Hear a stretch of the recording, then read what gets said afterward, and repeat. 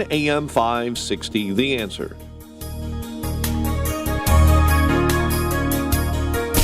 Now, from the Signature Bank Studios. If you're looking for the latest news, insight into what it means, and the sharpest opinion, there's only one station in Chicago where you can turn, and it's this one. We're AM 560, The Answer. Top of the morning, Dan and Amy. It was instructive, as we talked about a little bit earlier in the program, what Trump had to say to the Davos crowd yesterday. Not just that he was essentially telling the West what time it is in America again, disabusing them of the lies about consensus on Biden policies that the previous regime advanced, but also telling them in very clear language, this is the path you should follow with me. And I thought it was important that he began his remarks by focusing on our first freedoms, like freedom of speech, that unfortunately is not protected in other countries the way it is and should be in the United States. Territory to be violated after 4 long years. The United States is strong and sovereign and a beautiful nation. Once again, it's a strong, sovereign nation. In addition, I'm pleased to report that America is also a free nation once again. On day one, I signed an executive order to stop all government censorship. No longer will our government label the speech of our own citizens as misinformation or disinformation, which are the favorite words of censors and those who wish to stop the free exchange of ideas and, frankly, progress. We have saved free speech in America, and we've saved it strongly. And, you know, maybe that was in part Musk-inspired, the treatment from Brazilian judges to EU commissars of social media companies, starting with X. For more on this, we're pleased to be joined by Phil Kerpen, president of the American Commitment and chairman of the Internet Freedom Coalition. Phil, thanks for being with us. Hey, my pleasure. Trump's emphasis on dismantling the censorship industrial complex in this country as a message to the rest of the world to, I don't know, perhaps like, in places I mentioned, and even at the domestic level where we've seen this horrific treatment of people in the Britain being arrested for social media posts and so forth that offend somebody. It was really a blow for promotion of free speech and free expression the world over, wasn't it?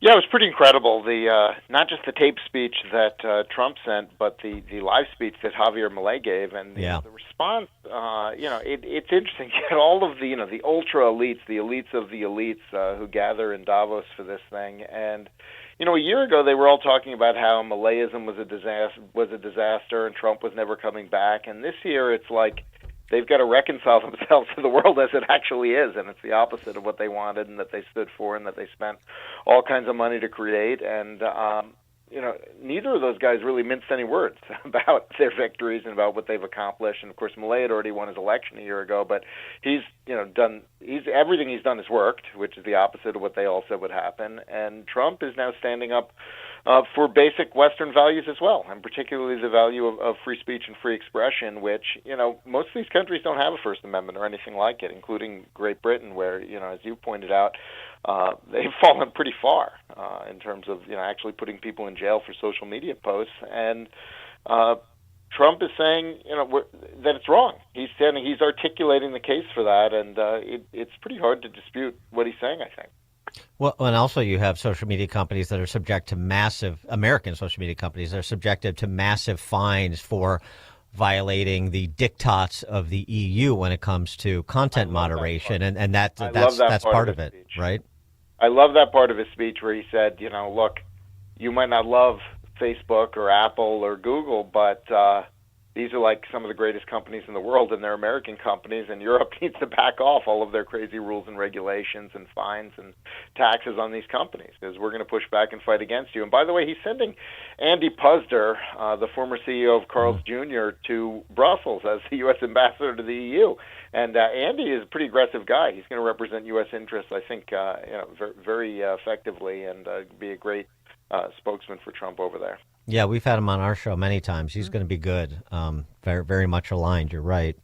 I wanted to get to something else that you're doing that with respect to pardons, and that is you have proposed, the organizations that you represent, have proposed a constitutional amendment on the issue of pardons. Explain.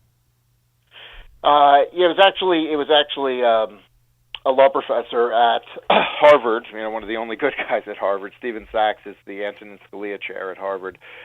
He proposed this when the Hunter Biden pardon came out, and we didn't really know how necessary this was until the last day when he pardoned the whole rest of his family and Anthony Fauci and all these other insane pardons. It's a very simple amendment. It says there's no pardon power from 30 days prior to the election until the inauguration of a new president, other than a temporary emergency pardon that ends 10 days after the new president comes in. So if there's some exigency, there's an exception for that, but that would be rare and temporary. And basically, if you want to pardon your family or pardon someone who's going to be wildly controversial like an Anthony Fauci or whatever, you got to do it a month before the election so that your party can be held accountable on election day. And if that's a problem for you, then you can't issue the pardon, because they're not going to be lame duck pardons anymore. And I can't imagine what argument there is against this. And by the way, all the Democrats who might be thinking, I don't know if I'm for this because it makes Biden look bad, you want Trump to have lame duck pardons? Or you want his pardon power to end before the election? I think, I know it's very hard to amend the Constitution. How can anyone be against this after what we just saw? Well, and then you have this morning, Jamie Raskin and AOC have filed articles of impeachment against President Trump for pardoning the J6 pardon abuses. prisoners. Right. I mean, we see Biden with the most corrupt, insane abuse of the pardon power in U.S. history, 8,000 some pardons, murderers, all kinds of crazy things, 6 of his own family members, Anthony Fauci back to 2014 for illegally funding gain-of-function research, all this stuff. And then you got these Democrats in the House. You know what we need to do? We need to impeach Trump over pardon. Okay. Mm-hmm. That didn't take long. 72 hours in? Every time a Democrat does something bad, their answer is impeach Trump. It's great. Well, sure. I mean, so look at him. So you're not looking at us, right? The Fauci thing is we've been kicking this around since that pardon came out. Is that why you think it dates back to 2014? Because that's when the gain of function research funding started that he said never occurred. Well, I think it has to be. He certainly committed perjury on many occasions, but those were all in the last couple of years. So if this is about the perjury, of which he's obviously guilty, it wouldn't have needed to go back nearly so far. Mm-hmm. And the 2014 date lines up pretty neatly with when we started funding work at the Wuhan Institute of Virology with U.S. taxpayer dollars. That the consensus now we'll never know 100%, but the evidence is the preponderance of the evidence now shows that research that was funded with our U.S. tax dollars in violation of U.S. law and policy probably resulted in the creation of the COVID virus. Yeah, it's just astounding. I mean, it's just astounding. Phil Kerpen, president of the American Commitment, that's the organization sponsoring this constitutional amendment proposal that we were just discussing, no lame duck pardons. He's also chairman of the Internet Freedom Coalition. Phil, thanks for joining us. Appreciate it. All right, guys, have a good one. You too, and he joined us on our turnkey.pro answer line. Hear about the big stories of the day, then talk about them right here on Chicago's Morning Answer on AM 560. The Answer.